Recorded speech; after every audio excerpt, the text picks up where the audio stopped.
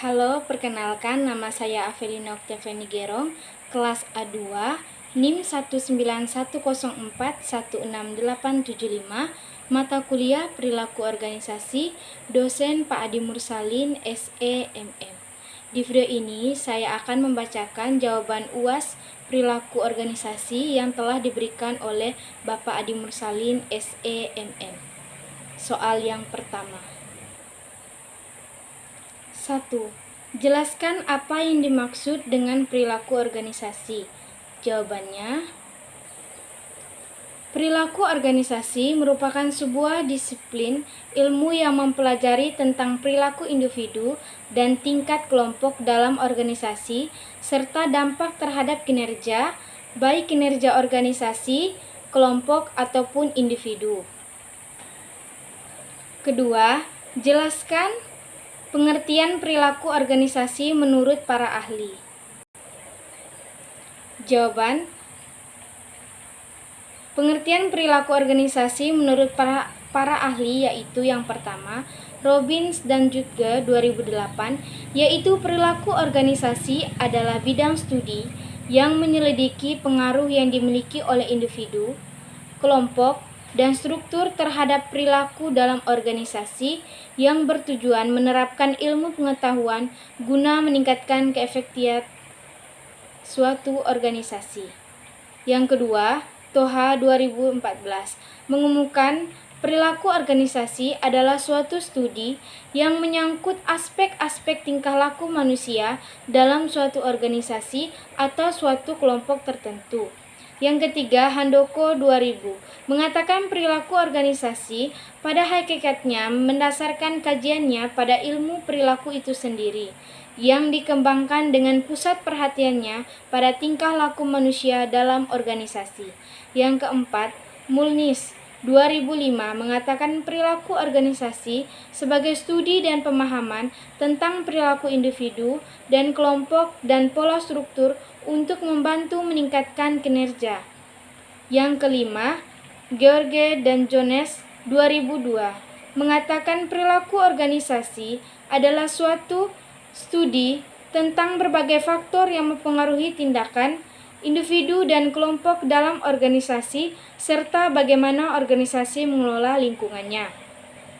Yang keenam, Gordon 2002 mengatakan bahwa perilaku organisasi adalah konsep-konsep dan teori-teori yang dapat membantu orang memahami, menganalisis, dan menjelaskan perilaku dalam organisasi.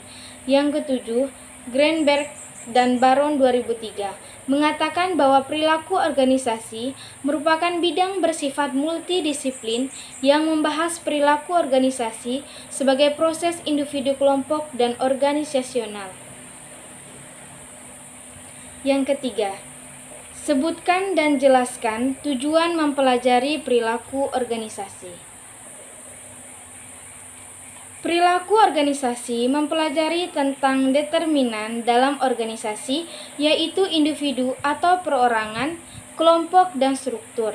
Perilaku organisasi secara langsung berhubungan dengan pengertian, ramalan, dan pengendalian terhadap tingkah laku orang-orang dalam suatu organisasi dan bagaimana perilaku orang-orang tersebut mempengaruhi usaha-usaha pencapaian tujuan organisasi. Tujuan perilaku organisasi, Sobirin 2015 mengatakan tujuan mempelajari perilaku organisasi bagi para manajer yang diberi mandat oleh pemilik organisasi yaitu mendeskripsikan, menjelaskan, dan memprediksi serta mengendalikan perilaku manusia dalam organisasi agar tujuannya didirikan organisasi dan tujuan orang-orang yang terlibat di dalamnya bisa tercapai secara optimal. 4. Terdapat beberapa bidang ilmu yang ikut memberikan kontribusinya dalam pengembangan ilmu perilaku organisasi. Sebutkan dan jelaskan bidang-bidang ilmu yang dimaksud, mengapa bidang ilmu tersebut berkontribusi terhadap perilaku organisasi. Jawabannya, beberapa bidang ilmu yang ikut memberikan kontribusinya dalam perkembangan dari ilmu perilaku organisasi adalah yang pertama, psikologi, yaitu ilmu psikologi memberikan sumbangan terhadap perilaku organisasi, terutama dalam hal pemahaman tentang perilaku individu dan organisasi. Yang kedua, sosiologi, yaitu ilmu sosiologi membahas tentang sistem sosialisasi dan interaksi manusia dalam suatu sistem sosial. Yang ketiga, antropologi, yaitu ilmu yang mempelajari tentang interaksi antara manusia dan lingkungannya. Yang keempat, politik. Sejarah dan ekonomi, yaitu ketiga bidang ilmu ini juga ikut memberikan sumbangan dalam perkembangan ilmu perilaku organisasi. Adapun keterkaitan beberapa disiplin ilmu dengan ilmu perilaku organisasi yaitu sebagai berikut. Yang pertama, psikologi. Psikologi merupakan ilmu pengetahuan yang berusaha mengukur, menjelaskan, dan kadang-kadang mengubah perilaku manusia. Para psikologi memfokuskan diri dalam mempelajari dan berupaya memahami perilaku individu. Yang kedua, sosiologi. Dalam sosiologi dipelajari hubungan antara manusia dengan sesamanya, sehingga memberi sumbangan terbesar terhadap perilaku kelompok dalam organisasi, terutama organisasi formal dan rumit. Yang ketiga, antropologi. Adalah studi tentang masyarakat untuk mempelajari manusia dan kegiatannya. Yang keempat, ilmu politik. Ilmu politik mempelajari perilaku individu dan kelompok dalam lingkungan politik. 5. Mengapa perilaku organisasi penting dipelajari oleh mahasiswa manajemen? Apakah perilaku organisasi juga perlu dipelajari oleh manajer sumber daya manusia di suatu perusahaan? Kenapa? Jawabannya, dalam perilaku organisasi, menurut mahasiswa dijelaskan bagaimana seorang sebagai individu maupun sebagai anggota kelompok berperilaku dalam organisasi. Sikap dan perilaku orang yang berbeda-beda dalam suatu organisasi perlu dipelajari untuk mencari solusi tentang bagaimana manajemen dapat mengelola individu maupun kelompok agar organisasi secara efektif. Dan tentang para manajer diharapkan dapat mempelajari perilaku organisasi karena sangat penting dalam membantu para manajer untuk memperbaiki, mendorong atau merubah perilaku kerja baik individu, kelompok maupun organisasi secara keseluruhan untuk mencapai tujuan organisasi. 6. Sebutkan dan jelaskan prinsip-prinsip dalam perilaku organisasi. Jawabannya, menurut Toha 2014 bahwa terdapat prinsip-prinsip perilaku organisasi antara lain. Yang pertama, manusia berbeda perilakunya karena kemampuannya tidak sama, yaitu perbedaan dan keterbatasan kemampuan akan berpengaruh pada perilaku dan kecerdasan yang dibawa sejak lahir, hasil didikan dan pengalaman. Yang kedua, manusia mempunyai kebutuhan yang berbeda, yaitu manusia berperilaku karena didorong oleh serangkaian kebutuhan dan setiap orang memiliki kebutuhan yang berbeda dengan kebutuhan orang lain. Yang ketiga, orang berpikir tentang masa depan dan membuat pilihan tentang bagaimana bertindak, yaitu kebutuhan-kebutuhan dari setiap orang dapat dipenuhi lewat perilakunya masing-masing. Yang keempat, seseorang memahami lingkungannya dalam hubungannya dengan pengalaman masa lalu kebutuhannya, yaitu memahami lingkungan adalah suatu proses yang aktif di mana seseorang mencoba membuat lingkungannya itu mempunyai arti baginya. Yang kelima, seseorang itu mempunyai reaksi-reaksi senang atau tidak senang, dan ini akan menjadikan seseorang berbuat yang berbeda dengan orang lain di dalam rangka menanggapi suatu hal. Soal yang ketujuh. Jelaskan karakteristik perilaku organisasi. Jawabannya, menurut Mitsane dan Glinow 2008 menyatakan bahwa dalam mempelajari perilaku organisasi dipusatkan pada 3 karakteristik. yaitu yang pertama perilaku. Yaitu fokus dari perilaku organisasi adalah perilaku individu dalam organisasi. Untuk dapat memahami perilaku organisasi, maka harus mampu memahami perilaku berbagai individu dalam organisasi. Yang kedua, struktur, yaitu struktur dari organisasi dan kelompok. Struktur berkaitan dengan hubungan yang bersifat tetap dalam organisasi, bagaimana pekerjaan-pekerjaan dalam organisasi dirancang, bagaimana pekerjaan-pekerjaan itu diatur dalam organisasi. Yang ketiga, proses, yaitu proses organisasi berkaitan dengan interaksi yang terjadi antara anggota organisasi. Proses organisasi antara lain meliputi komunikasi, kepemimpinan, proses pengambilan keputusan, dan kekuasaan. 8. Coba saudara jelaskan pendekatan-pendekatan yang digunakan dalam perilaku organisasi. Jawabannya, menurut Winardi 2003 mengatakan adanya interaksi atau hubungan antara individu dalam organisasi, maka penelaahan terhadap perilaku organisasi haruslah dilakukan melalui pendekatan-pendekatan, yaitu yang pertama, pendekatan sumber daya manusia, yaitu untuk membantu pegawai agar berprestasi lebih baik, menjadi orang yang lebih bertanggung jawab, dan kemudian berusaha menciptakan suasana di mana mereka dapat menyumbang sampai pada batas kemampuan yang mereka miliki. Yang kedua, pendekatan kontingensi, yaitu pendekatan kontingensi mengandung pengertian bahwa adanya lingkungan yang berbeda menghendaki praktek perilaku yang berbeda pula untuk mencapai keefektian. Yang ketiga, pendekatan produktivitas, yaitu pendekatan produktivitas sebagai ukuran seberapa efisien suatu organisasi dapat menghasilkan keluaran yang diinginkan. Yang keempat, pendekatan sistem, terutama diterapkan dalam sistem sosial, di mana di dalamnya terdapat seperangkat hubungan manusia yang rumit yang berinteraksi dalam berbagai banyak cara. 9. Apa yang Anda ketahui tentang perilaku individu dan nilai-nilai? Jawabannya, perilaku individu adalah sebagai suatu fungsi dari interaksi antara individu dengan individu lainnya atau individu dengan lingkungannya. Dan perilaku setiap individu itu sangat berbeda antara satu dengan yang lainnya. Dilihat dari sifatnya, perbedaan perilaku manusia itu disebabkan karena kemampuan, kebutuhan, cara berpikir untuk menentukan pilihan perilaku berbeda satu sama yang lain. Nilai-nilai dalam perilaku individu ada dua, yaitu nilai terminal dan yang kedua nilai instrumental. Soal yang ke-10. Ada dua faktor yang membentuk perilaku individu, sebutkan dan jelaskan. Jawabannya, menurut Notoatmojo 2010 menyatakan ada dua faktor pembentuk perilaku, yaitu yang pertama faktor internal.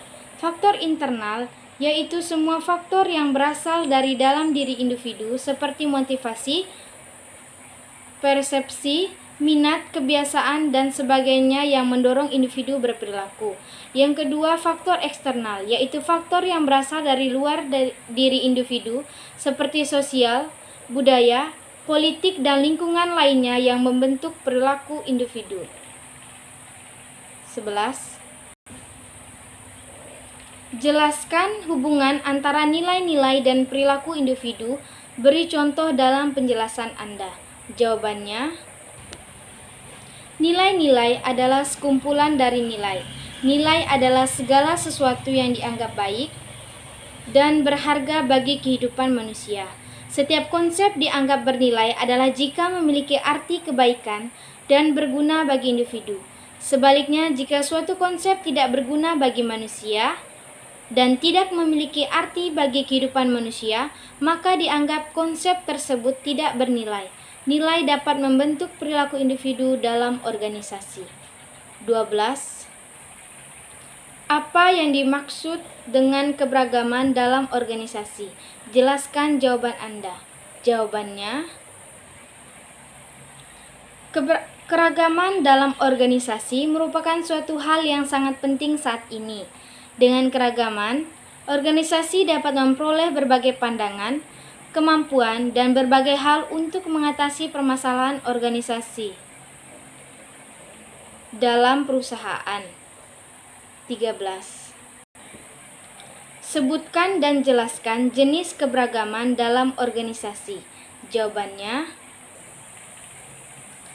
menurut Reiners 2020, sejumlah faktor yang menentukan keanekaragaman yang disebabkan oleh perbedaan individu yang umumnya dipertimbangkan saat membahas keragaman dalam organisasi dengan 34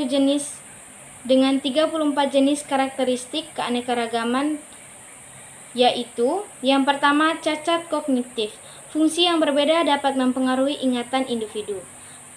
Kemampuan memecahkan masalah, perhatian, komunikasi, serta pemahaman verbal, membaca matematika, dan visual.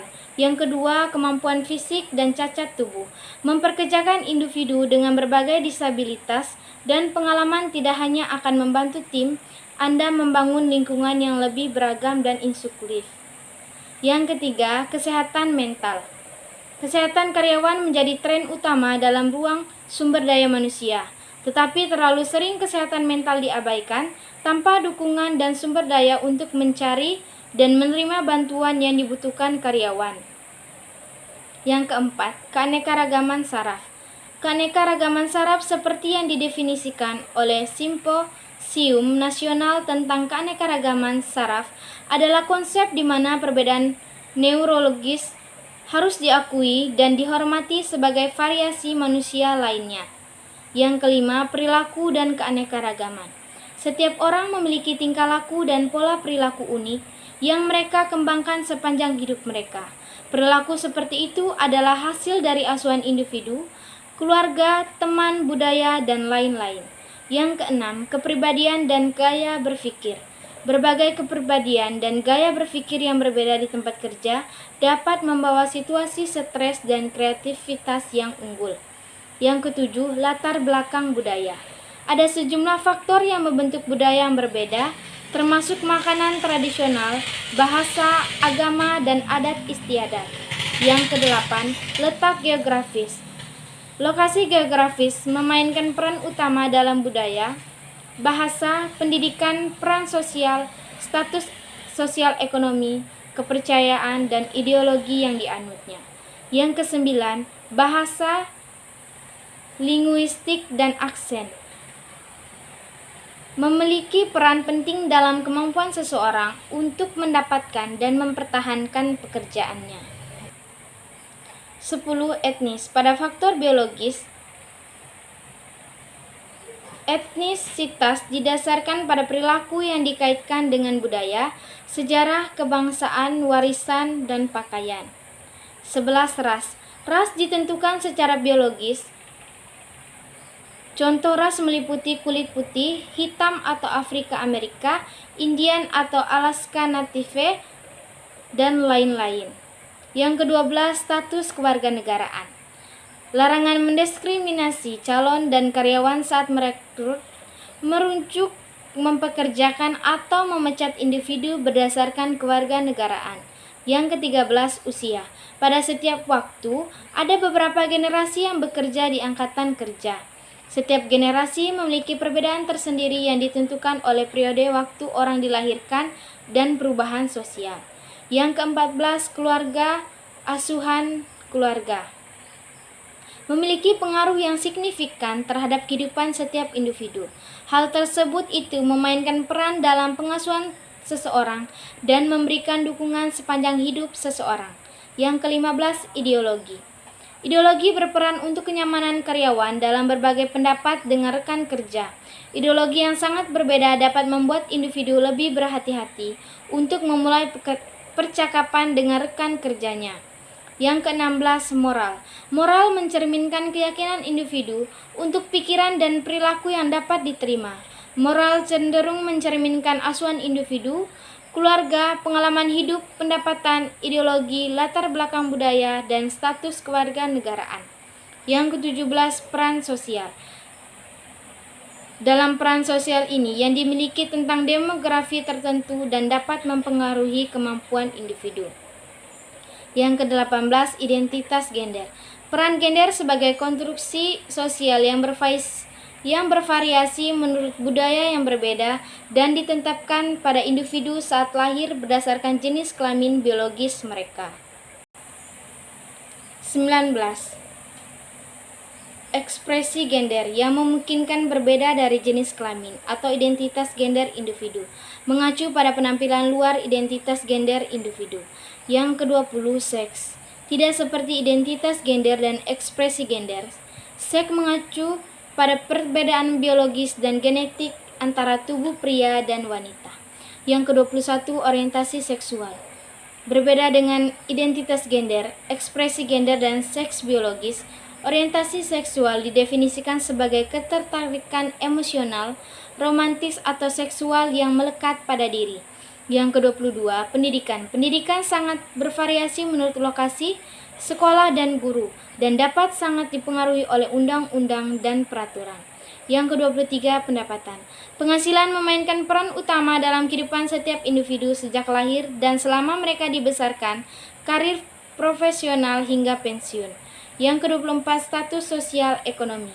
Status sosial ekonomi merupakan ukuran dan kategorisasi orang berdasarkan pendidikan.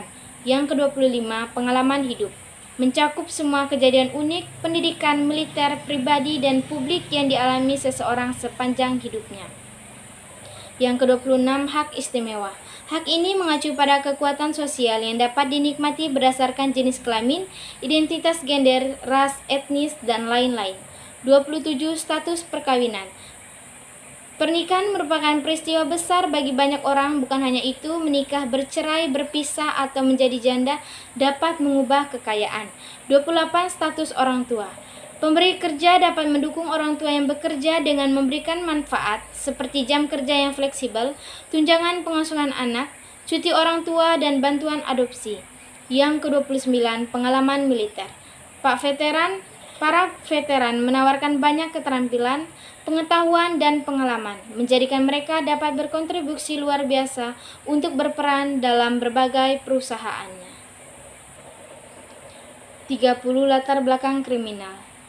Memutuskan apakah mereka tidak peduli akan masa lalu seseorang sejauh mereka dapat unggul dalam karir yang bermanfaat di masa depan.